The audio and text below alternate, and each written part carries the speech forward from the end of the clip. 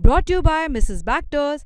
Mrs. Bector's Cremica Non-Stop. Light Jeera Bite, Non-Stop Delight. क्या आपको पता है कि न्यूयॉर्क के मेयर चुनाव से अमेरिका में हल्ला काटे हुए जोहरान ममदानी की पत्नी कौन है और इस चुनाव में उनके नाम का हल्ला क्यों मचा हुआ है? ममदानी ने शादी के बाद अपनी पत्नी के साथ फोटो डाली थी तो लोगों ने अनाप शनाप कमेंट करना शुरू कर दिया था।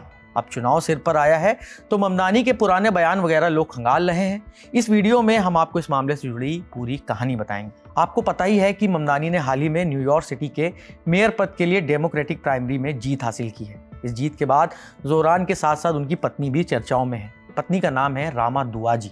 दोनों की मुलाकात एक डेटिंग ऐप के जरिए हुई थी। ये बात खुद जोहरान ममदानी ने बताई है। साल 2024 में दुबई में सगाई हुई और 2025 की शुरुआत में दोनों शादी के बंधन में बंध गए। 12 मई को जोहरान ने इस बात की जानकारी इंस्टाग्राम पर दी थी।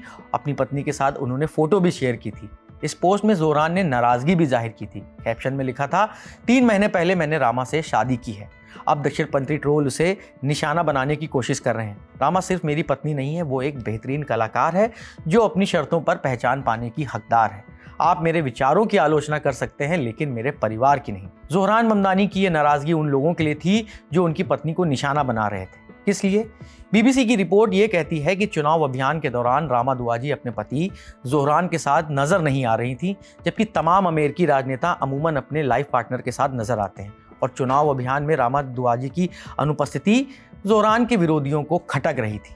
रामा दुआजी सार्वजनिक रूप से ममदानी के साथ पहली बार क्वींस में देखी गई।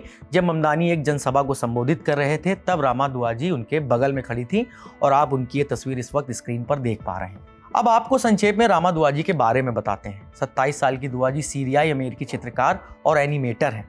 टेक्सास में रहती हैं। उन्होंने न्यूयॉर्क के स्कूल ऑफ विजुअल आर्ट्स से चित्रण यानी इलस्ट्रेशन में मास्टर्स की डिग्री ली है। दुआजी ने राजनीति में नहीं बल्कि कला के क्षेत्र में अपनी मजबूत पहचान बनाई है और उनके काम की चर्चा the New Yorker, BBC, the Washington post जैसे मीडिया संस्थानों ने की है। इंडियन एक्सप्रेस की रिपोर्ट के मुताबिक उनके बनाए एनिमेशन में से कई गाजा पर इजराइल के हमले की आलोचना की गई है। उनके कामों में गाजा पर इजराइल के हमलों को खास रूप से दिखाया गया है। ममदानी भी पूरी मुखरता से इजराइल का विरोध करते हैं। उन्होंने तो इजराइल के प्रधानमंत्री बेंजामिन नेतन्याहू को वॉर क्रिमिनल तक कहा है। इसके अलावा उनके कुछ पुराने स्टेटमेंट भी चर्चा बटोर रहे हैं। वॉशिंगटन पोस्ट में छपी जोशुआ यॉन्ग की खबर कहती है कि उन्होंने भारत के प्रधानमंत्री नरेंद्र मोदी की तुलना इजरायली पीएम बेंजामिन नेतन्याहू से की है।